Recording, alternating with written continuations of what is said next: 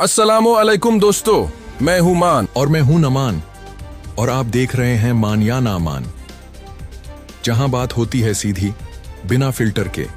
आज का टॉपिक बहुत ही सेंसिटिव और ग्लोबल लेवल का है। यूएसए वर्सेस ईरान, क्या असल में जंग होने वाली है या ये सिर्फ पावर पॉलिटिक्स का गेम है? और हम सिर्फ हेडलाइंस नहीं बताएंगे, हम आपको समझाएंगे कि न्यूक्लियर इश्यू क्या है, सैंक्शंस का असल इम्पैक्ट क्या है, मिडिल ईस्ट में पावर स्ट्रगल क्या चल रहा है और मिलिट्री स्ट्राइक्स क्यों होती रहती हैं। तो वीडियो को लाइक करें, चैनल को सब्सक्राइब करें और चलिए शुरू करते हैं। सबसे पहला और सबसे बड़ा मसला, ईरान का न्यूक्लियर प्रोग्राम।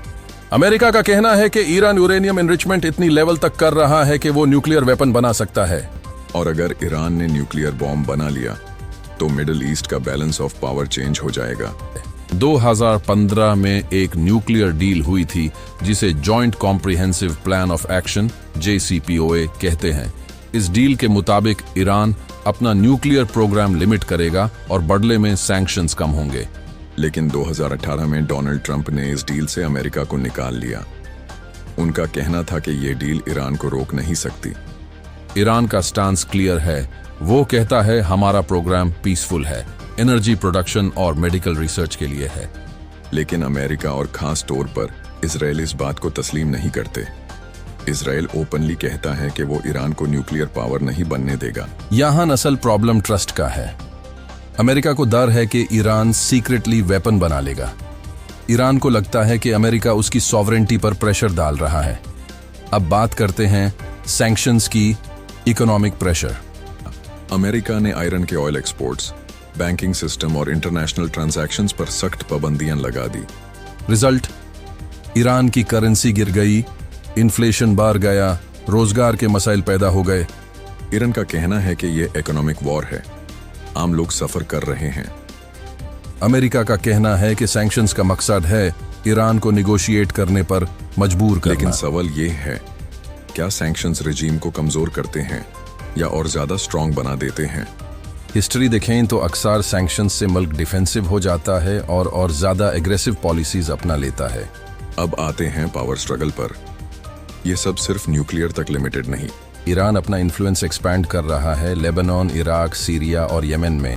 लेबनान में हिजबुल्लाह को ईरान सपोर्ट करता है। यमन में हाउथिस को सपोर्ट मिलता है। दूसरी तरफ अमेरिका अपने अलाइज को सपोर्ट करता है, सऊदी अरेबिया और इजराइल को। यानी डायरेक्ट जंग नहीं, प्रॉक्सी वॉर है। दोनों साइड अपने ग्रुप्स के जरिए इन्फ्लुएंस बढ़ाते हैं। सीरिया और इराक में अमेरिकन बेसिस पर अटैक्स भी हो चुके हैं, जिनका इल्जाम ईरान बैक्ड मिलिशियास पर लगता है। और इजराइल और ईरान के दरमियान शैडो वॉर चलती रहती है, cyber attacks, covert operations. Middle East chess board बन चुका है, हर मूव का काउंटर मूव होता है। सबसे डेंजरस स्टेज जब डायरेक्ट मिलिट्री एक्शन होता है। 2020 में ईरानियन जनरल कासिम सुलेमानी को US ड्रोन स्ट्राइक में मारा गया। इसके जवाब में ईरान ने इराक में US बेसिस पर मिसाइल स्ट्राइक्स किए। इस तरह की एक्शन से टेंशन फुल स्केल वॉर के करीब पहुंच जाती है। अगर स्ट्रेट ऑफ हॉर्मुज ब्लॉक हो जाए तो ऑयल सप्लाई रुक सकती है, जिसका इम्पैक्ट पूरी दुनिया पर पड़ेगा। ये सिर्फ दो मुल्कों का इश्यू नहीं, ग्लोबल इकोनॉमी का भी मसला है। नमान, क्या आपको लगता है कि फुल स्केल वॉर हो सकती है? डायरेक्ट वॉर दोनों के लिए कॉस्टली होगी। अमेरिका सुपर पावर है, लेकिन ईरान भी रीजनल पावर है। ज्यादा चांसेस प्रॉक्सी कॉन्फ्लिक्ट के होते हैं, limited strikes, cyber attacks, sanctions pressure. मगर अगर न्यूक्लियर एनरिचमेंट लिमिट क्रॉस करता है या कोई बड़ा मिलिट्री इंसिडेंट हो जाए तो सिचुएशन कंट्रोल से बाहर जा सकती है। तो दोस्तों, सीधी बात क्या है? Nuclear issue plus sanctions plus middle east में पावर स्ट्रगल, यही असल वजह है यूएसए वर्सेस ईरान टेंशन की। इसमें आइडियोलॉजी भी है, सिक्योरिटी फियर्स भी और ग्लोबल डोमिनेंस का गेम भी।